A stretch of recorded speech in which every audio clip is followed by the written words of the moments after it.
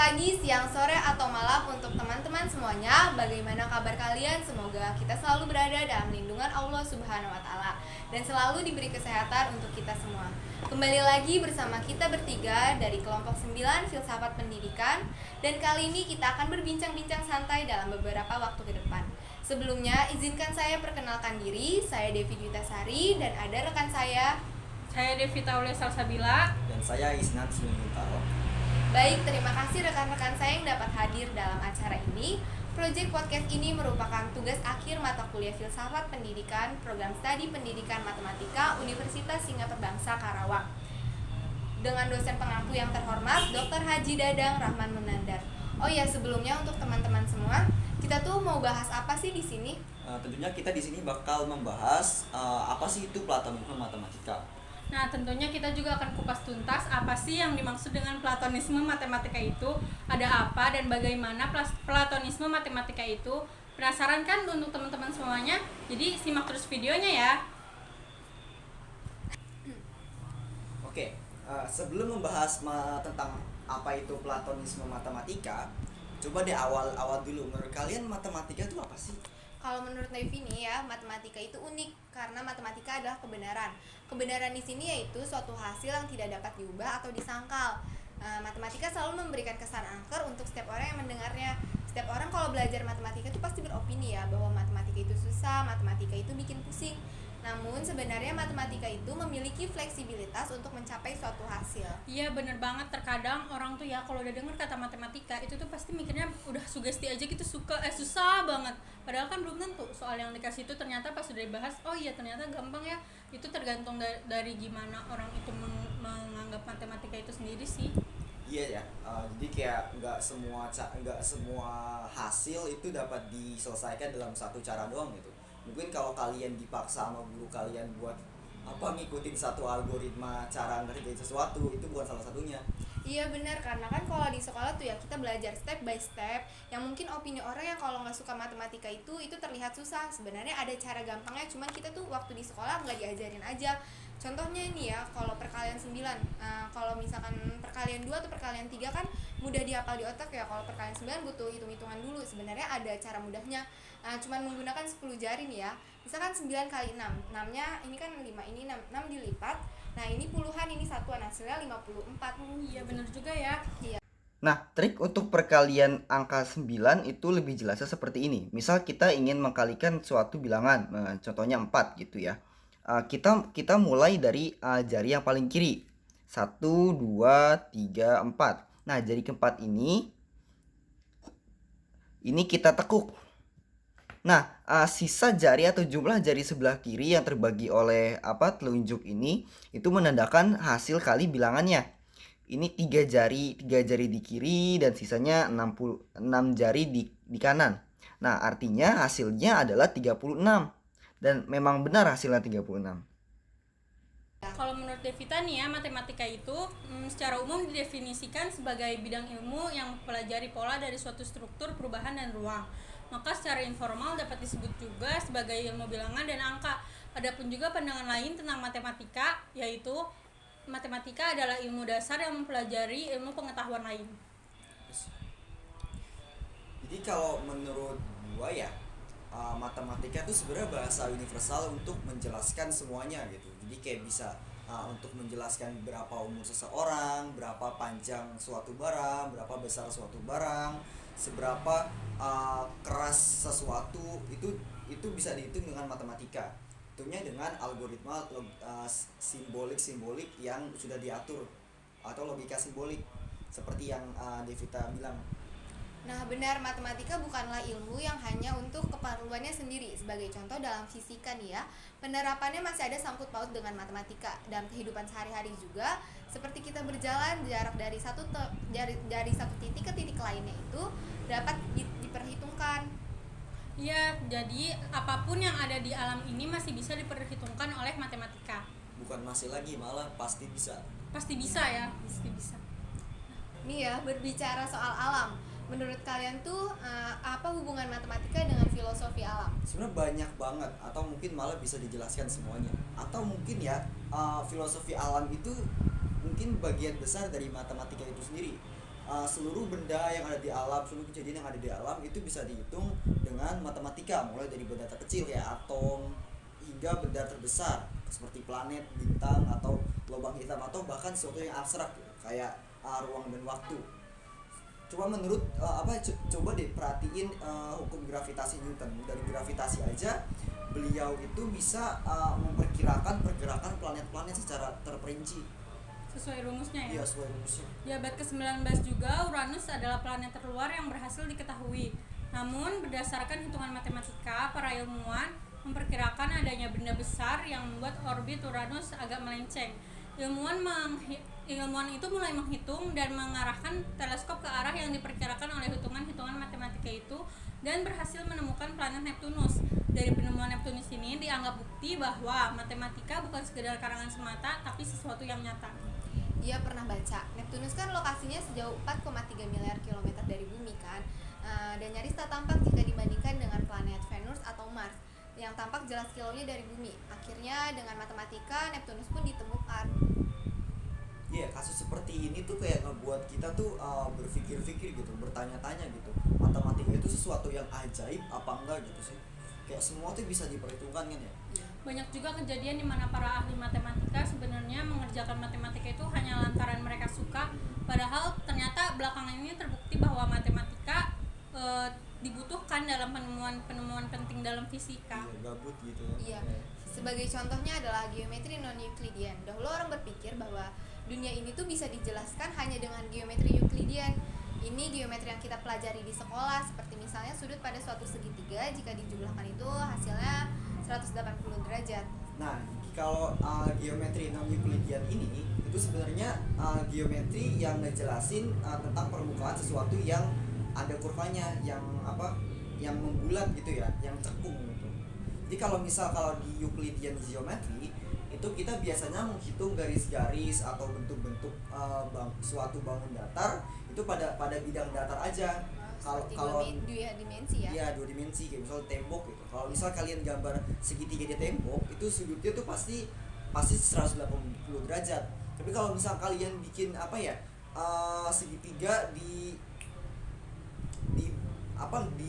bumi gitu, kalau nggak di globe gitu ya. Iya. Itu kurang dari lebih dari 180 derajat, mungkin lebih. Nah, jika kita menggambar segitiga kecil pada permukaan balon yang hampir datar pada segitiga kecil itu ya, maka total sudut segitiga kecil itu adalah 180 derajat. Tapi jika kita membuat segitiga yang lebih besar yang berdiri di atas lekukannya, maka kita akan mendapatkan segitiga yang total sudutnya itu lebih besar dari 180 derajat. Nah, kita bisa lihat nih yang Bapak ini lakukan itu menggambar dua sudut 90 derajat dan masih membentuk suatu segitiga. Nah, ini dimaksud dengan non-Euclidean. Iya. Para ahli matematika tahun 1800-an ketika itu menjelajah kemungkinan-kemungkinan lain kan ya, dan menemukan struktur matematika yang menarik perhatian mereka. Nah, di abad ke-20 itu Albert Einstein perlu mungkin dia sebenarnya make banget sih untuk menjelaskan apa itu ruang dan waktu, dan mungkin dia setelahnya itu memvisualisasikannya hingga dia membuat visualisasi atau rumus-rumus untuk menjelaskannya. Dan dalam memvisualisasikannya itu beliau itu menggunakan geometri non-Euclidean. Tanpa itu dia sebenarnya nggak bakal bisa bikin rumus-rumusnya itu. Iya, benar. Abad ke-20 juga memberi kita dua kisah sukses fisika. Yang pertama itu ada mekanika kuantum, dunia pada skala yang sangat kecil seperti atom dan partikel subatom. Dan yang kedua, teori relativitas umum. Kita tak punya rangka yang koheren untuk memahami bagaimana dua teori utama ini bisa ada di dunia yang sama dan bagaimana mereka menjelaskan kenyataan yang sama. Kita tidak punya bukti yang koheren banget sih. Di titik ini mungkin kita bisa menyimpulkan ya bahwa sesungguhnya amat sangat beruntung matematika itu sukses menggambarkan alam semesta kita. Atau bisa juga kita berpikir bahwa matematika itu hanya menggambarkan sebagian saja di alam ini, bukan keseluruhannya, karena kan alam ini sangat jangkauannya itu sangat luas ya. Yes ya, atau mungkin bisa sebenarnya matematika sebenarnya bisa menjelaskan seluruh yang ada di alam. Cuman kita kayak belum maju aja Iya, gitu. butuh waktu juga Butuh kan waktu. ya. Menurut Wikipedia, Platonisme itu pandangan-pandangan filsafat yang mengakui keberadaan benda-benda abstrak seperti matematika. Dengan begitu, bisakah kita menyatakan bahwa matematika selalu bisa menjelaskan kenyataan? Nilai kebenaran realisme adalah pandangan bahwa setiap pernyataan matematika yang disusun dengan baik memiliki kebenaran yang unik dan nilai yang tidak tergantung pada apakah itu dapat diketahui oleh kita dan apakah logis berdasar teori-teori matematika saat ini.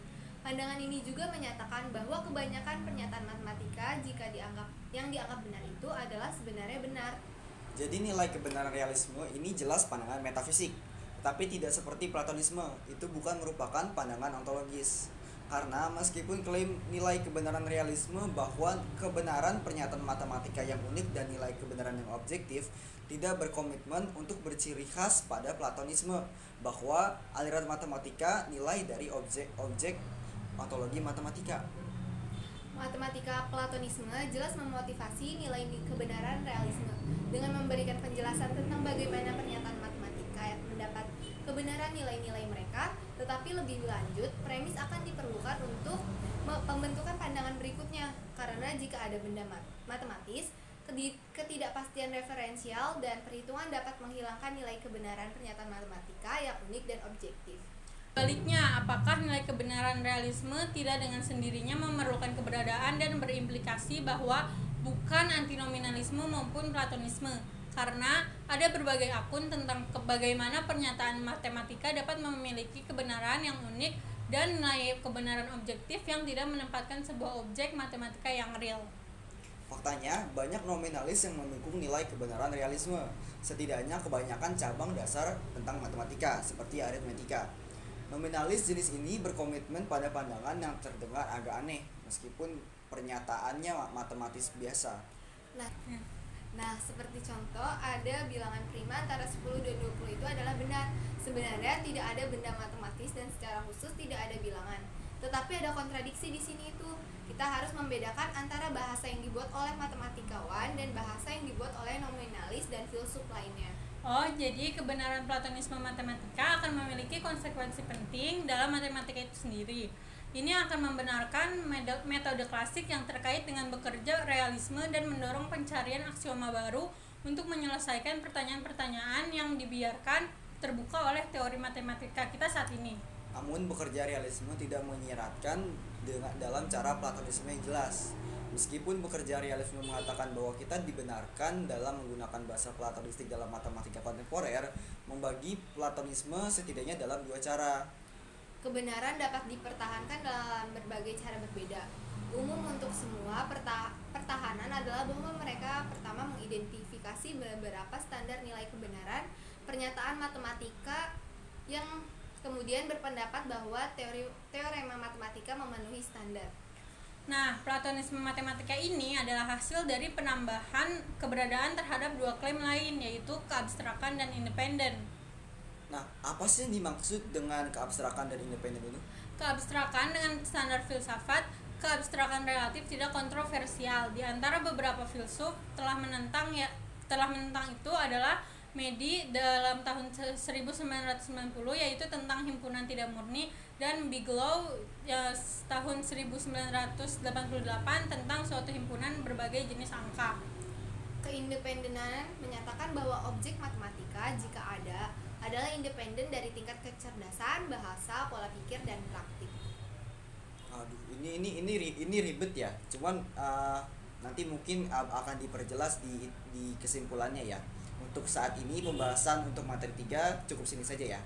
Oke, jadi kesimpulannya, matematika itu adalah sesuatu yang ada tetapi sesuatu yang tidak ada di saat yang bersamaan. Oke, maksudnya gini, bagi sesuatu untuk ada, kita harus bisa merasakannya, seperti memiliki wujud, memiliki tekstur, memiliki bau, dapat dipegang, dan ciri-ciri fisik lainnya. Tetapi matematika tidak memiliki wujud dan sifat-sifat fisik. Namun matematika dapat menjelaskan keberadaan serta perilaku benda-benda nyata atau realita gitu ya. Nah, karenanya matematika adalah benda abstrak. sesuatu konsep abstrak yang ada di pikiran manusia. Jadi cuma manusia yang bisa mikir itu.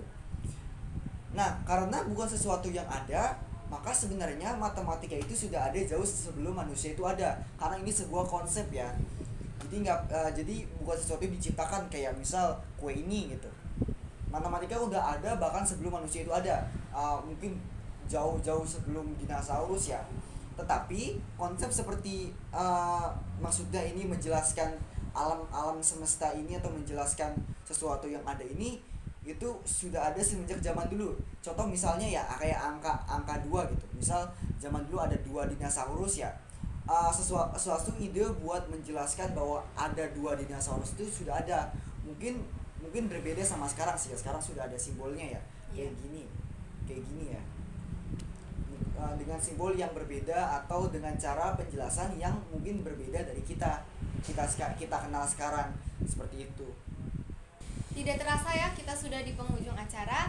Makasih buat rekan-rekan saya yang sudah memberikan pendapat dalam acara podcast ini.